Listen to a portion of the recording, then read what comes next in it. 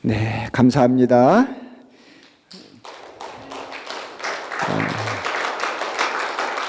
이제 우리 하나님 말씀 읽겠습니다. 두 곳에서 보겠습니다. 마태복음 28장 마태복음 28장 18절에서 20절, 그리고 사도행전 1장 8절. 우리가 선교하면은 하도 많이 읽어서 이 말씀들은 너무 익숙하죠. 그래도 하나님 말씀이에요. 자, 다 보셨나요? 제가 가지고 있는 성경으로 읽겠습니다. 저는 28장 18절로 20절 먼저. 예수께서 나와 말씀하여 이르시되 하늘과 땅의 모든 권세를 내게 주셨으니 그러므로 너희는 가서 모든 민족으로 제자를 삼아 아버지와 아들과 성령의 이름으로 세례를 베풀고 내가 너희에게 분부한 모든 것을 가르쳐 지키게 하라. 볼지어다 내가 세상 끝날까지 너희와 항상 함께 있으리라. 사도행전 1장 8절 봅니다. 오직 성령이 너희에게 임하시면 너희가 권능을 받고 예루살렘과 온 유대와 사마리아와 땅끝까지 이르러 내 증인이 되리라 하시니라. 여기 증인이라 하는 단어를 오늘 설교 내내 여러분이 꼭 기억하고 계시기를 바랍니다. 잠깐 기도하겠습니다. 거룩하신 하나님 아버지, 감사합니다. 부족하고 연약한 저를 하나님 부르셔서 오늘 메릴랜드 주사랑교회 성도님들과 함께 그동안 하나님께서 하신 사역들과 또 앞으로 하실 사역들을 주의 말씀을 바탕으로 나눌 수 있는 기회를 주셔서 감사합니다. 이 시간 오직 하나님께서만 영광 받으시고 말씀을 통하여 주시는 교훈이 우리 삶의 길잡이가 될 수 있도록 도와주시옵소서. 사탄이 틈타지 못하도록 거룩하신 성령님께서 인도하여 주옵소서. 예수님의 이름으로 기도했습니다. 아멘. 아주 암으로 인해서 중병을 앓고 있는 어느 환자가 수술을 앞두고 이런 생각을 했습니다.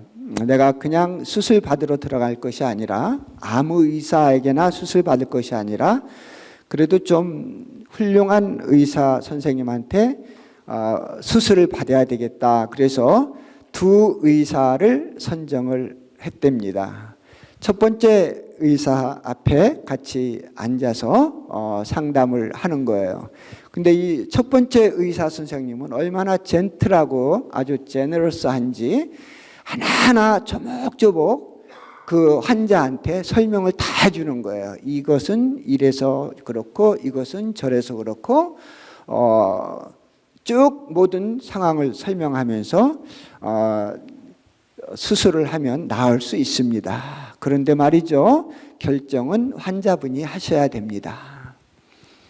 두 번째 의사와 마주 앉았습니다. 두 번째 의사는 말은 조금 투박하고 거칠어서 환자가 듣기가 좀 거북스럽지만 아주 단호하게 말했습니다. 이러해서 수술을 해야 되고 수술을 하게 되면 반드시 낫습니다. 제가 책임지고 성공하겠습니다. 여러분, 이 환자가 이 두 의사 중에 어느 분을 택하셨겠어요? 두 번째를 택했겠죠.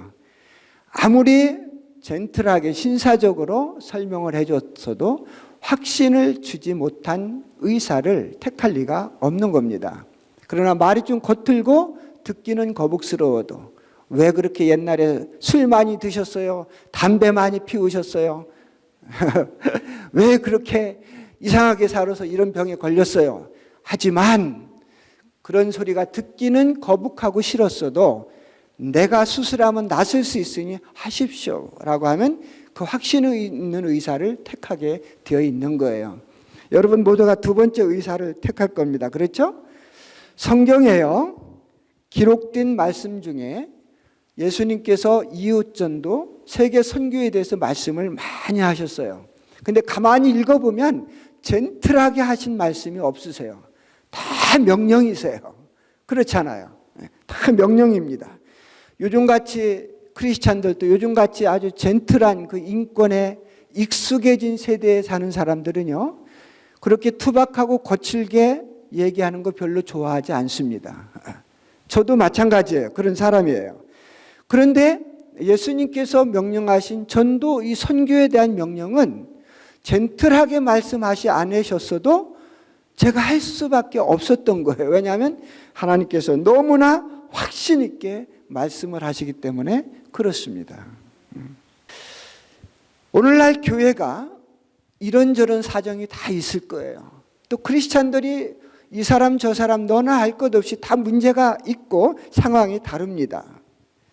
그렇지만 전도와 선교에 우리가 포커스를 맞춰야 되는 것이 사실이에요. 왜냐하면 예수님께서 너무나 확실하게 우리에게 말씀해 주셨기 때문에 그래요.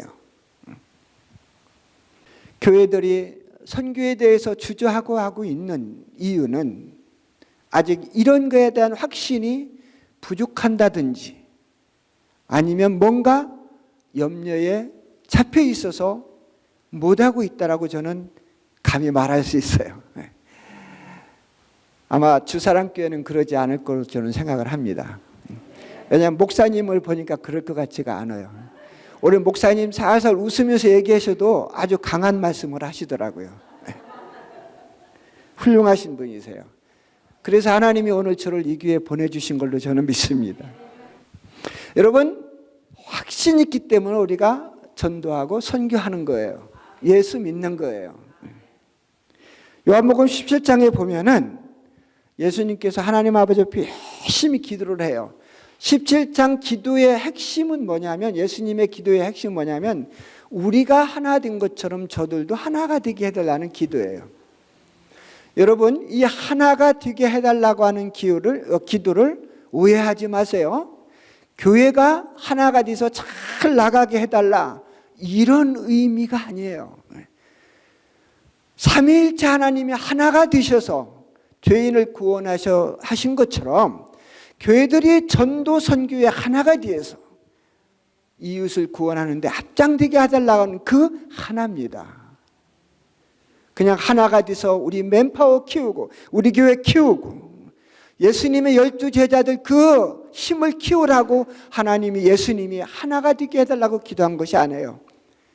우리가 하나가 돼서, 삼위일체 하나님이 하나가 돼서 내가, 하나님인 내가 육신을 입고 예수 그리스도로 이 땅에 오셔서 저들을 구원한 것처럼 나를 믿는 이들이 하나가 되어서 이웃 전도에, 세계 선교에 하나가 되게 해달라고 하는 그러한 기도였어요. 이게 요한복음 17장의 핵심의 말씀입니다. 우리들이 선교를 하는 것은, 선교하는 것이 멋져 보여서 선교하는 것이 아니에요. 그렇죠?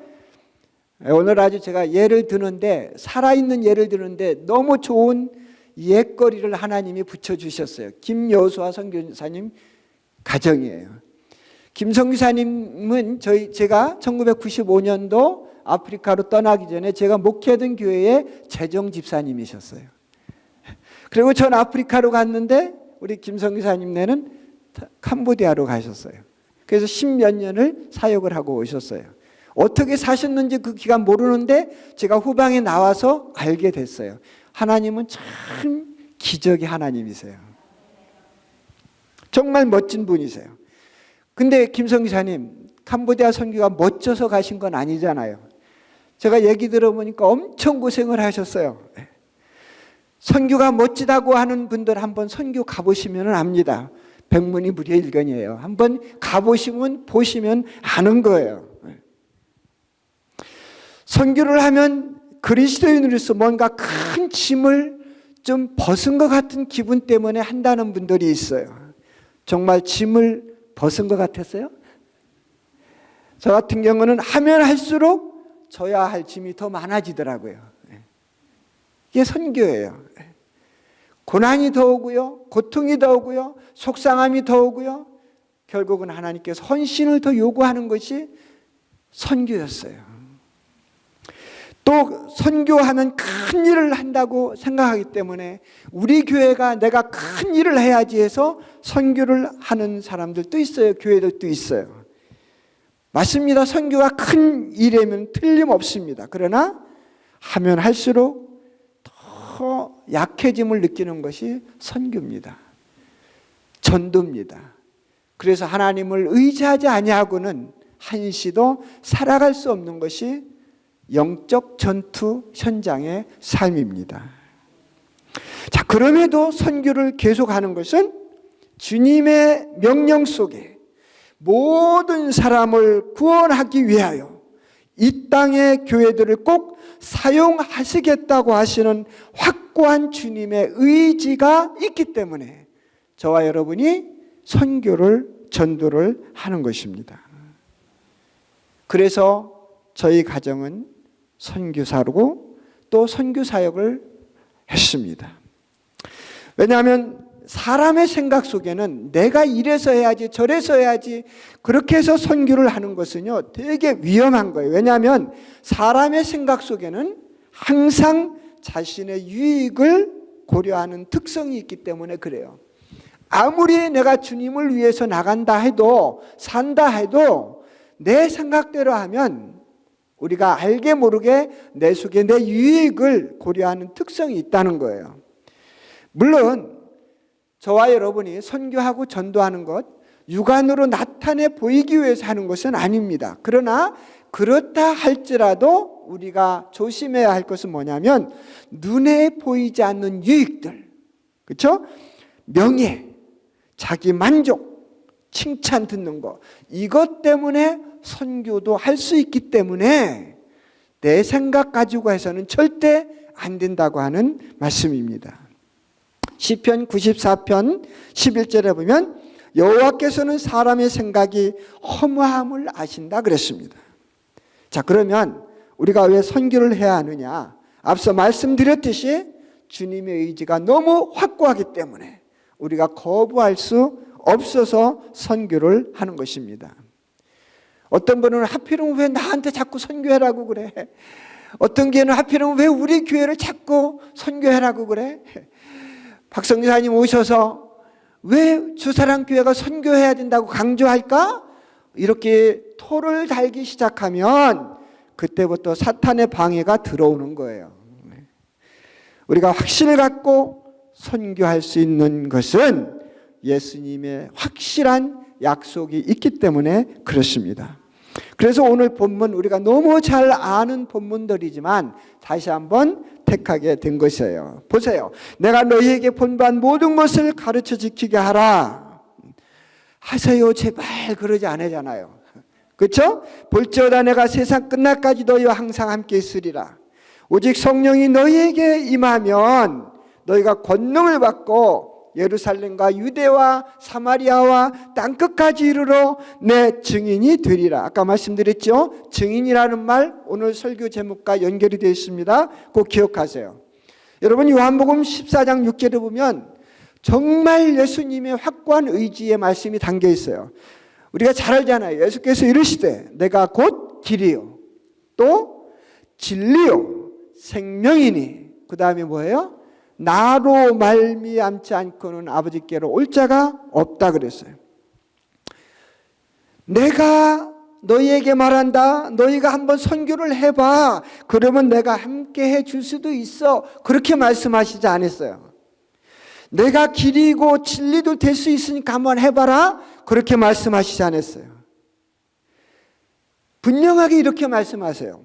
내가 구원의 길이고 내가 진리고 내가 생명이기 때문에 내가 아니고는 그 누구도 너희에게 구원을 줄 자가 없으니까 나에게 오라 하는 것입니다. 여기서 강조점은 내가 예수님입니다. 예수님.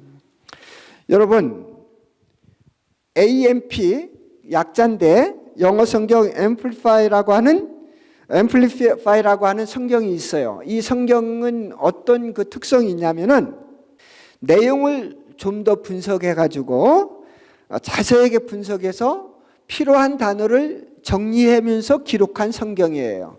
영어 성경 AMP 그 성경인데 여기에는 이 요한복음의 사도행전의 말씀이 요한복음 14장 6절의 말씀이 이렇게 기록이 되어 있어요. 한번 들어보세요.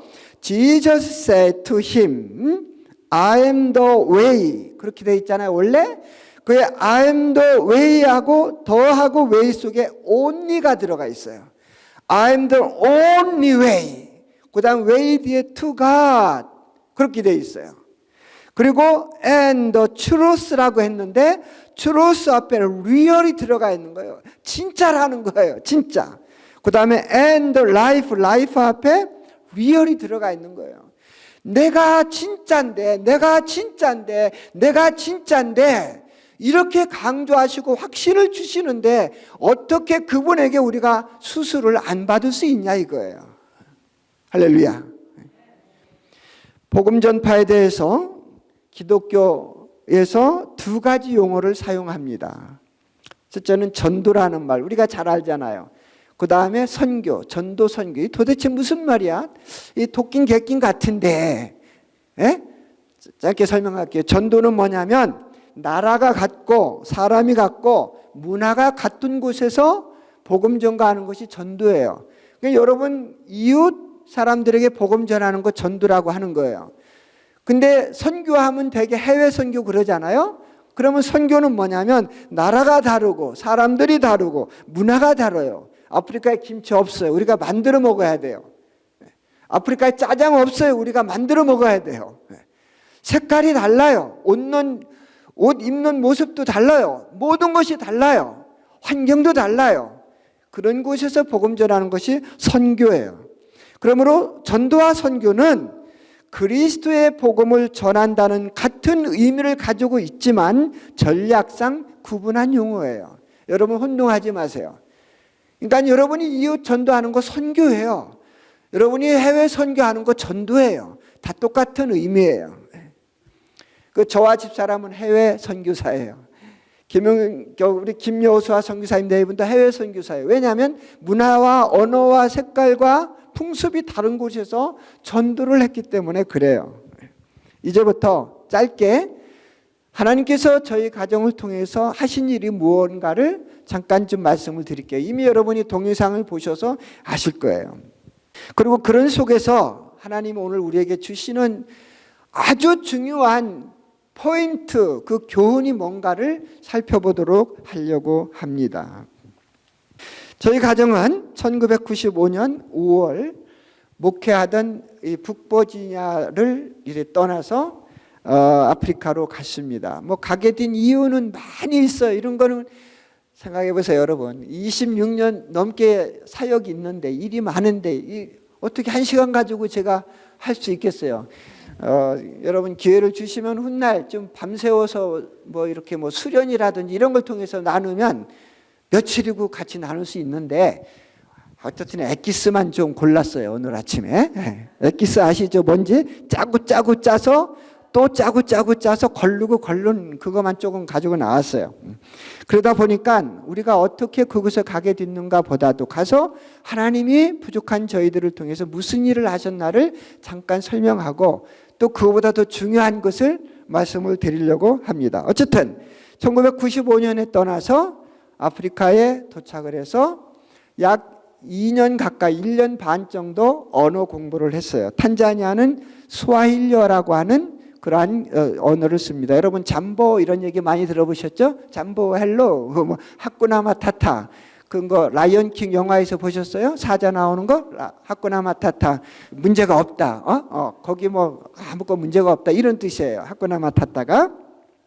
어쨌든 언어 공부를 하고 기도 중에 탄자니아로 들어갔습니다. 탄자니아로 들어갈 때 케냐에서 언어 공부하면서 세 가지를 놓고 기도를 했습니다. 첫째는 탄자니아를 리서치할 때 한국 선교사라든지 하나도 없는 분, 한국 분들이 없는 지역을 보여주십시오. 기도를 했고요. 두 번째는 한국 선교사님들뿐만 아니라 외국 선교사님도 없던지 아니면 아주 적은 곳을 보여주십시오. 기도를 했습니다. 왜냐하면 외국 선교사님들은 안 간 곳이 없거든요. 그래서 없던지 아예 적은 곳. 세 번째는 기독교 분포가 정말 낮은 곳으로 보여주십시오. 기도하면서 돌면서 아까 얘기했던 탕가라고 하는 인도양 해변가 도시, 그 당시 탄자니아에서 네 번째로 큰 도시입니다. 거기로 도착했더니 세 가지 기도 제목이 다 맞았어요. 한국 선교사뿐만이 아니라 한국인이 하나도 없었어요. 외국 선교사는 3가정이 있는데 말라리아나 이런 것 때문에 너무 힘들어서 조만간에 한 가정이 철수한대요. 그럼 2가정 남으니까 2번째 기도 제목도 된 거예요. 3번째 알아보니까 기독교 본토가 얼마나 적은지 이슬람 인구가 87% 이상이에요.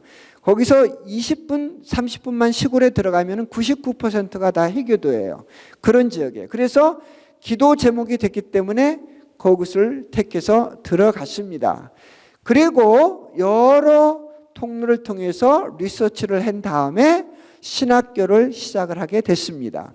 저는 원래 목회를 해다 간 사람이기 때문에 교회를 많이 개척해야 되겠다 생각했는데 하나님이 그곳으로 보내실 때는 교회가 아니라 교육이었어요. 그래서 많이 주저를 했어요. 신학교를 세우려면 그래도 신학 박사가 되고 뭔가 좀 돼야 학교를 세우는 줄 알았는데 그냥 어떻게 학교를 세우겠어요. 근데 하나님이 인도를 하셨어요. 그래서 신학교를 하게 됐어요. 그 당시에 탄자니아에서 목회하고 있는 전 목회자 중에 20% 이하만 2년제 이상의 신학교육을 받고 목회하는 사람, 나머지는 교회에서 훈련받고 다 나가서 목회하는 사람들이에요. 그러니까 그들을 위해서 신학교를 세울 수 있도록 하나님께서 역사를 하신 거예요. 그래서 신학교를 세우기 위해서 그 토지국에 가서 땅을 좀 달라고 그랬어요. 워낙 처음에 가난하게 나갔으니까요. 땅 산다는 거는 개념이 없었어요. 학교를 세우려고 하니까 땅을 좀 주십시오 그랬더니 그분들이 2에이커를 땅을 준다 그래요. 그래서 저는 2에이커가 엄청 큰 땅인 줄 알았어요. 근데 나중에 바꿔보니까 너무 작은 땅이에요. 그래서 거기서 신학교를 이제 건축을 시작하고 학교를 시작하는데 건축을 한참 하고 있는데 또 토지국에서 연락이 온 거예요. 그래서 갔더니 니네 땅이 더 필요하지? 그래서 필요하다고 그랬더니 5에이커를 더 주겠다는 거예요. 그러니까 7에이커가 된 거예요. 하나님께서는 이러한 경로를 통해서 땅을 주시고 학교가 1999년 1월에 오픈할 수 있도록 해주신 거예요. 이제 오픈하고 시작을 했는데 문제가 뭐냐면 전기와 물이 들어오는 거예요. 전기는 들어오는데 하루에 수시로 들락날락하고 물은 있는데 파이프가 1인치도 안 돼서 너무 작으니까 물이 자꾸만 오다 새고 그러는 거예요. 안 되는 거예요. 근데 오늘 강의를 하고 있는데 탄자니아 깃발이 달린 좋은 찝차 한 대가 들어오더라고요. 그래서 예사롭지 않아서 제가 강의를 잠깐 12명 데려놓고 처음에 시작을 했는데 강의를 중단하고 나가서 손님을 맞이했어요. 근데 손님을 맞이해서 얘기하는 중에 보니까 제가 깜짝 놀랐어요. 이분이 그 지역의 국회의원이면서 탄자니아의 치안부 장관이었어요. 철저한 희귀도였어요. 근데 우리 학교를 불시에 오신 거예요. 그러니까 제가 여쭤봤어요. 어떻게 우리 학교에 이렇게 오게 되냐 그랬더니 본인이 국회의원이니까 경비행기를 타고 이렇게 왔다 갔다 하는데 저희 학교에서 공항이 가깝거든요. 내릴 때마다 옛날에 없었던 아주 아름다운 어떤 건물과 캠퍼스가 있더라는 거예요. 그래서 도대체 이게 뭔가 하고 와봤다는 거예요. 그래서 한 30분 얘기하고 나서 이제 가면서 그러는 거예요. 내가 도와줄 것이 없냐고. 그래서 여러분 선교지에서는요 정부 관계를 잘해야 돼요. 불가근 해야 돼요. 무턱대고 확 물으면 나중에 더 큰 거 부탁하면 거절을 못하는 거예요. 그래서 제가 그 지혜를 어떻게 주셔서 다른 건 아무것도 필요 없고요. 우리 학생들이 물 때문에 너무 고생하는데 이 물을 좀 해결해 주면 좋겠다고 그랬더니 왜 수도가 없느냐고 그래요. 수도 있는데 그 수도국에서 자꾸만 내일 하고서 지금 몇 개월째 잘 안 된다고 그랬더니 알겠다고 돌아가서요 4인치짜리를 일주일 안에 묻어줬어요. 할렐루야. 근데 여기서 기적이 뭐냐면 이분이 철저한 이슬람이에요. 그런데 하나님의 선지 학교를 도와준 거예요. 이거는 제가 한 것이 아니에요. 인간이 한 것이 아닙니다. 하나님께서 하신 것입니다. 그 신학교가 잘 자라서 지금은 400명이 넘는 졸업생들이 배출해서 탄자니아 전역에서 사역을 하고 있습니다. 그 신학교를 운영해 가면서 중간에 또 기도 중에 아까 봤던 리빙스톤, 산돌, 리빙스톤 선교사님이 아닙니다. 산돌, 살아있는 돌, 리빙스톤, 그 이름을, 예수님을 상징하는 그 이름을 따서 학교를 세운 거예요. 그 이 학교도 정말 정부에서 50에이커의 땅을 그냥 준 거예요. 신학교 발전시킨 것을 보고 나라에서 준 거예요. 그래서 그 땅에 그런 학교가 되고 중학교가 먼저 시작되고 고등학교가 시작된 거예요. 그 학교가 탄자니아에서 아주 이름난 좋은 학교로 지금 성장해 가고 있습니다. 이러한 결과들을 어떻게 저희들이 할 수 있느냐면 하나님께서 하셨기 때문에 그렇습니다. 저와 집사람, 우리 식구는 다른 게 없어요. 하나님께서 그렇게 확신 있게 약속해 주시는데 어떻게 거절할 수 있겠는가? 그래서 순종했을 뿐입니다. 많은 숨은 이야기들이 있어요. 좋은 일도 있고 행복했던 일도 있고 고통스러운 일도 있고 정말 고난스러운 일도 있지만은 이러한 모든 과정을 통해서 하나님은 이와 같은 열매들을 맺게 해 주신 거예요. 하나님께 영광을 돌립니다. 아주 오래전에 캐나다 북부 지방에 미국의 백인 선교사님들이 들어갔어요. 그래서 그 당시 그 캐나다 북부 쪽에는 인디안들이 거주하고 있었는데 그들에게 들어가서 예수 그리스도의 복음을 증거했어요. 많은 사람이 구원을 받았어요. 여러분 생각해 보세요. 선교사님들이 얼마나 기쁘겠어요. 우리도 살면서 가장 기뻤던 때가 한 사람 한 사람 예수님께로 돌아오는 게 가장 기뻤어요. 건물 올라가는 것보다 학생들이 공부 잘해서 등수 안에 드는 것보다 더 기뻤던 것은 예수 믿는 사람이 늘어나는 것이 가장 기뻤어요. 제가 중고등학교를 하면서 가장 기뻤던 때가 어느 해인가 100명이 넘는 중고등학생들이 합동 침례식을 가질 때가 가장 기뻤어요. 여러분 상상해 보세요. 중고등학교 학생들 중에 100명이 넘는 학생들이 그 인도양 해변에서 다 침례를 받는 거예요. 그 침례 주고 허리 아파서 혼났어요. 그때가 가장 기뻤던 거예요. 여기 미국의 백인 선교사님들 캐나다에 가서 북부지방에 가서 인디안들을 전도할 때 얼마나 기뻤어요. 많은 사람들이 예수님께 들어왔어요. 열심히 신나서 예수님이 하신 복음을 계속 증거했어요. 그런데 어느 날 한 구원받은 신실한 인디안이 선교사님을 찾아왔답니다. 찾아와가지고 다음과 같은 질문을 했어요. 선교사님, 우리는 그동안 하나님께서 이루어 놓으신 일에 대하여만 들었습니다. 그리고 믿었습니다. 너무 감사합니다. 근데 이제는 하신 일보다 하나님께서 우리를 통해서 하시고 싶어 하시는 일이 무엇인지를 알려주십시오. 저는 이 예화를 읽으면서 막 울었어. 진짜 울었어요, 여러분. 어제 특히 기도하면서 많이 울었어요. 선교사님들이 전해진 복음을 듣고 우리가 구원받아 감사합니다. 너무 감사합니다. 그런데 하나님, 이제 우리가 무슨 일을 해야 될지 알려주십시오. 이것을 가르쳐 주십시오. 얼마나 눈물거운 간증이에요, 여러분. 지금까지 하나님이 하신 일을 통해서 영광 다 받으셨으니까, 지금까지 선교사님들이 하신 일을 통해서 다 영광 받으셨으니까 이제 앞으로는 우리들이 할 일을 가르쳐 주십시오 하는 얘기예요.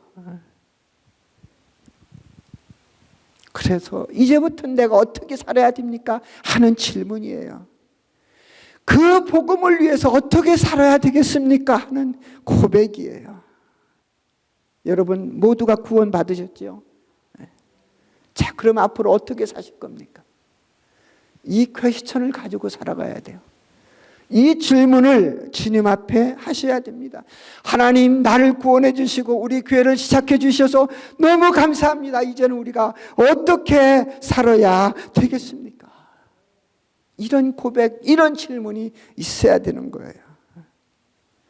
그래서 이제부터는 앞으로 저와 집사람이 나와서 할 일에 대해서 여러분에게 같이 나누려고 합니다. 집사람과 제가 나와서 새로 시작한 그 운동 이름이 영어로 New Wave, 새 물결입니다. 아까 보셨던 신학교와 리빙스턴 중고등학교와 모든 것은 현지 단체한테 이양을 시켰습니다. 일불도 받지 않고, 받아서도 안 되겠습니다만 일불도 받지 않고 다 인계를 했습니다. 그 인계 이양을 하기 위해서 선교지로 간 첫날부터 기도했습니다. 때가 되면 이 나라에 인계하고 나와서 다른 일을 하리라. 그러니까 때가 돼서 재작년에 인계를 하고 나왔어요.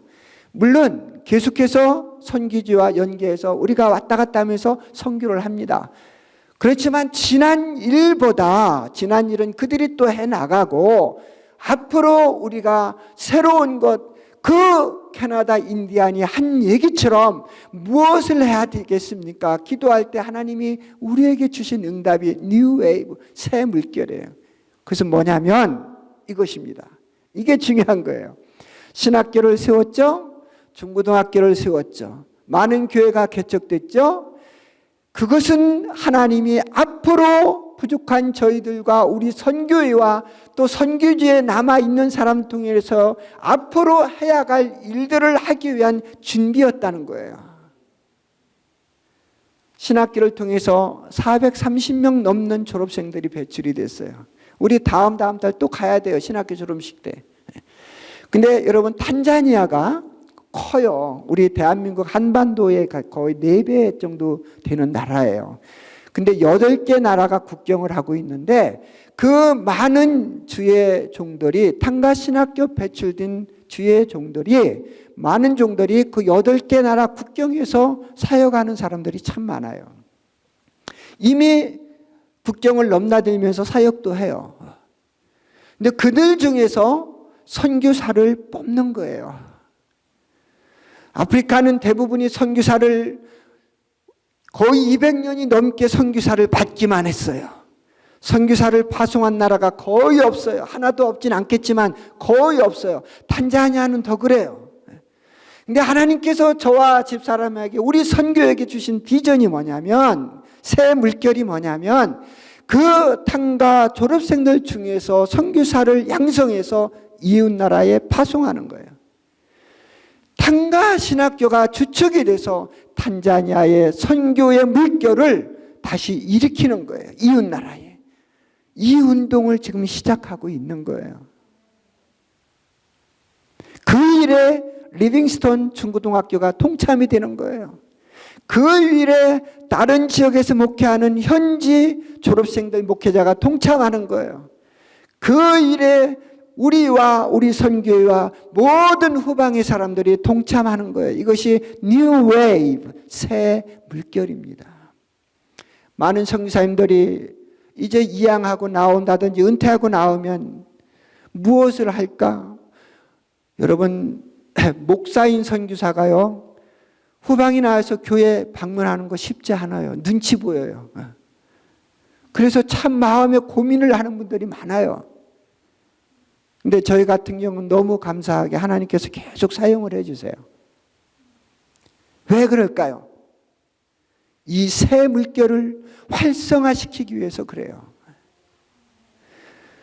여러분, 주사랑교회 1년 전에 이곳에 설립해 주셨어요. 아까 목사님 말씀하신 것처럼 제가 보니까 정말 1년 된 교회치고 이 시골치고는요, 너무 훌륭한 교회로 성장한 거예요. 왜 하나님께서 이런 은혜를 주셨겠어요? 여러분, 캐나다 북부 그 인디안이 선교사에게 물어본 그 퀘스천을 여러분들이 가져야 합니다. 어떤 분들에게 뉴웨이브를 소개를 했습니다. 그랬더니 어떤 분은 선교사님 그거 너무 급조된 거 아닙니까? 갑자기 계획된 거 아닙니까? 나오셔서 말하자면 할 일 없으니까 한 거 아닙니까? 이런 뜻입니다. 너무 가슴이 아팠어요. 여러분, 하나 물을게요. 저와 여러분의 태어나서부터 지금까지의 삶, 누구의 계획에 의해서 움직였죠? 하나님의 계획이에요.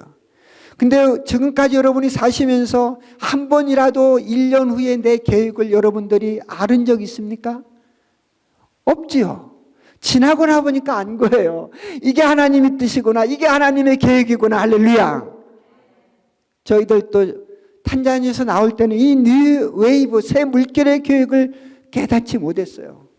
왜 하나님께서 27년 전에 그곳에 탄가신학교를 세워주시고 그곳에 리빙스턴 중고등학교를 세워주시고 왜 많은 졸업생들을 통해서 교회를 개척하게 해주셨는지 깊이 깨닫지 못했는데 후방에 나와서 깨달은 거예요. 그것이 처음부터 하나님의 계획이었구나. 어떤 계획? 그들을 통해서 이웃나라의 복음을 증거하는, 선교사를 파송하는 탄자니아가 되게 해야 되겠다라고 하는 하나님의 계획을 깨닫게 된 거예요. 여러분, 이 일에 꼭 기도로 먼저 동참해 주세요. 그리고 교회가 허락한다면 물질로도 동참해 주세요. 이게 새 일입니다. 이게 캐나다에 있는 인디안이 물어봤던 질문입니다. 이제는 지나온 일 다 하나님께서 이미 영광 받아서 이 학교들을 통해서 교회들을 통해서, 그러니 선교사님 이제 우리가 어떤 일을 해야 될지를 알려주십시오. 하나님이 어떠한 계획을 가지고 계신지를 알려주십시오. 이 교회가 그런 질문을 가지고 도전하기를 바랍니다. 오늘 말씀에 증인이라는 말이 나옵니다. 그리고 제목도, 오늘 설교 제목도 증인에서 증언자 나옵니다. 시간이 좀 가지만 꼭 제가 여러분에게 말씀을 드리고 싶어요. 증인이라는 우리가 잘 알아요. 위트니스, 그렇죠? 증인이 뭐예요? 어떤 사실을, 진실을 알고 있는 사람이에요. 여기까지예요. 알고 있는 사람. 그래서 기다리고 있는 거예요. 뭐가? 부르기를 기다리는 거. 법정에서 부르기를 기다리는 거예요. 이게 증인입니다. 근데 어느 날 증인을 불렀어요. 법정에 섰어요. 진실을 말했어요. 이것이 증언입니다. 말하는 순간이 증언입니다. 그런데 증언하고 나니까 그 사람이 어떻게 변했냐면 증언자가 된 거예요. 예수를 믿는, 오늘 주님이 말씀하신 대로 예수를 믿는 복음의 증인들은 해야 될 뭐냐면은 말을 해야 되는 거예요. 알려야 되는 거예요. 그러면 증언자가 되는 거예요. 내가 알고 있는, 내가 믿고 있는 확실한 것, 진실한 것, 이것을 말하는 것이 증언이요. 그 사람은 그렇게 됨으로 증언자가 되는 거예요. 사도행전 속에 또 신약의 서신서의 모든 말씀의 기록은 다 이거예요. 여기에 포커스가 있는 거예요. 우리를 구원해 주신 예수님이 우리의, 너의 주와 그리스도가 되신 것이다 라고 하는 것이 예수님의 제자들, 또 사도행전 속에 나오는 제자들이 선포한 말씀의 핵심이에요. 그들은 증인으로서 증언했고 증언자가 된 거예요. 여러분, 사도행전이 몇 장까지 게요? 20? 네. 그 다음에 또 없죠, 이제. 예? 계속 이어지죠. 그래서 우리 기독교계에서 얘기하는 거예요. 우리는 몇 장을 써간다? 29장을 써간다. 그 뜻이 뭐예요? 계속 예수님이 나와 너희의 주와 그리스도가 되셨다고 하는 것을 증거하는 삶을 살아야 된다는 것이 바로 29장을 쓰는 것입니다. 저와 여러분 예수 그리스도의 증인입니다. 근데요, 우리 크리스찬들이 참 나는 예수님의 증인이야, 이 소리 쓰기 쉽지 않아요. 두려워요. 왜냐하면 여호와의 증인 때문에 그래요. 근데 그거 우리 생각하지 마요. 그 사람들 가짜예요. 여호와의 증인 진짜 아니잖아요. 그렇죠? 근데 왜 가짜한테 우리가 눌려요? 담대하게 여러분 얘기할 수 있어요. 나는 예수님의 증인이야. 근데 증인으로 끝나지 않고 증언해. 그래서 증언자야. 증언자까지 와야 진짜 예수님의 일꾼들이 되는 것입니다. 우리 모두가 죽어야 했는데 예수님이 오셔서 소망의 길이 띄워주셨어요. 참 진리가 무엇인지를 알려주셨어요. 그리고 내가 세상 끝날까지 너와 함께 할 것이다. 그러니 염려 말고 내 증인이 돼서 증언하고 증언자까지 되어라 하는 것이 오늘 예수님의 본문의 말씀이에요. 성도들이 선교를 해야 되는 이유가 있어요. 교회들이 선교를 해야 될 이유가 있어요. 왜냐하면 그 일을 위하여 부름을 받았기 때문에 그래요. 이것이 교회 설립의 목적이에요. 여러분, 제가 조금 거북한 말 해도 들어주세요. 이거 정말 저는 심각해서 하는 얘기예요. 여러분 교회는 안 그러겠지만 많은 교회들이 목사님 가정 생활비 도와주시느라고 선교를 못해요. 목사님 가정 생활해야 돼요. 여러분 신경 쓰셔야 돼요. 근데 더 신경 쓸 것은 죽어가는 자를 구원하는 일에 더 많이 써야 돼요. 제가 한국에서 작년에 나와서 3개월, 4개월 있으면서 너무너무 속이 상해서 정말 집사람하고 손이 떨렸었어요. 어떤 교회 목사님은, 큰 교회 목사님은 한 달에 7천만 원 사례를 받는데, 내가 어디라고 얘기는 안 하겠어요. 7천만 원 받아도 좋아요. 가서 하나님 앞에 부끄러움 없게 잘 구제하고 사용하면 돼. 근데 인간인데 그게 되겠어요? 반면에 시골 가면 100만 원도 못 받을 사례가 없어서 고통 겪는 목사님들이 얼마나 많은데, 저와 신학교를 옛날에 한국에서 같이 공부한 그 선교사님은 정말 어른들 10몇 분 있는데 교회 가서 목회하면서 사례가 안 되잖아요. 그러니까 충남 금산인데 인삼을 잘 어떻게 사가지고 정말 포장 잘 못하지만 기술을 뽑아서 목사님들한테, 아는 분들한테 배송해서 팔아서 그거로 생활비 벌면서 목회를 하는 거예요. 그런 분들이 있는데 한쪽에서는 그런단 말이에요. 하나님이 결코 좋아하리라고 저는 생각하지 않습니다.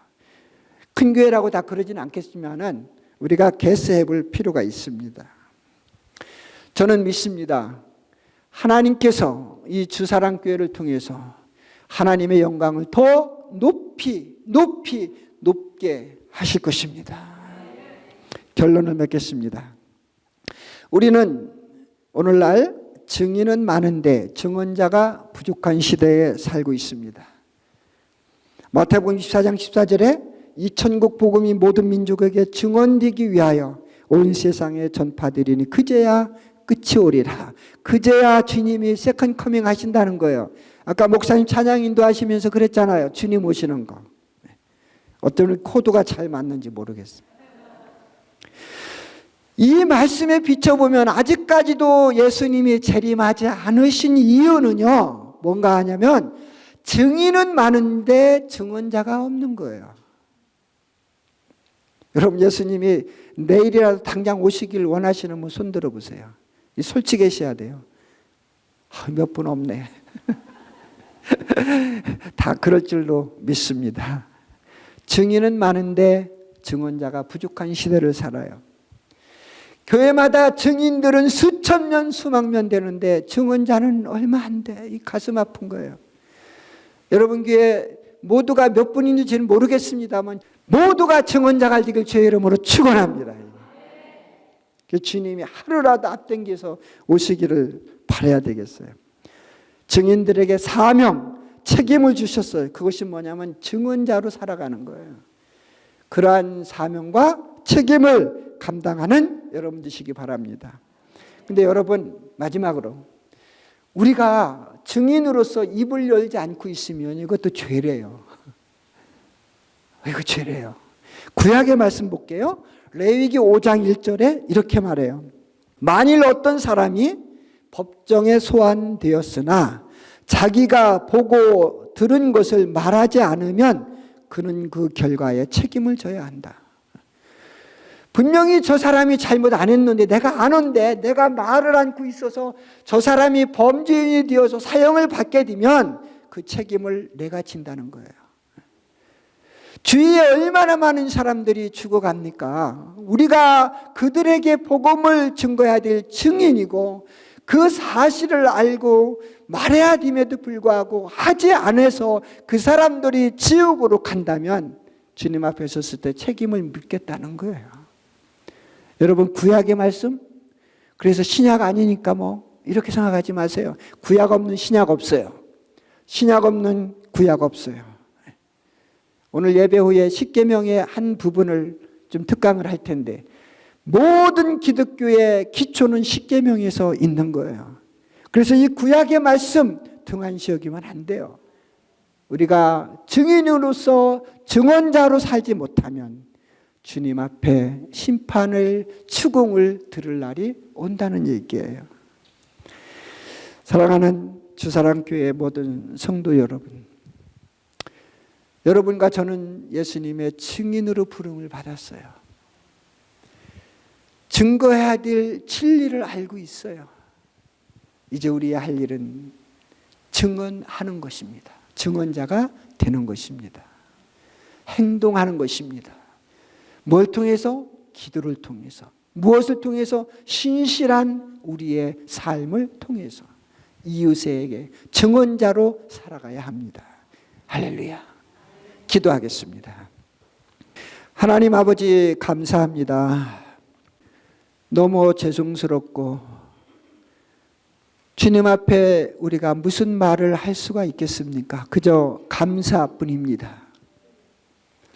또 하나님, 이 시간 저희들이 회개합니다. 예수 그리스도의 복음으로 구원받은 증인들인데, 그것을 말해야 되는 증언자들인데 그러지 않고 살았음을 회개합니다. 나의 삶의 우선순위가 증언자의 삶이 아니라, 우리 교회의 우선순위가 증언자로서의 교회가 아니라 우리들 단둘이 하는 데에 목적을 갖고 살았음을 회개합니다. 하나님, 우리를 불쌍히 여겨주시고 증언자로 살아갈 수 있도록 도와주시옵소서. 예수님의 이름으로 기도했습니다. 아멘.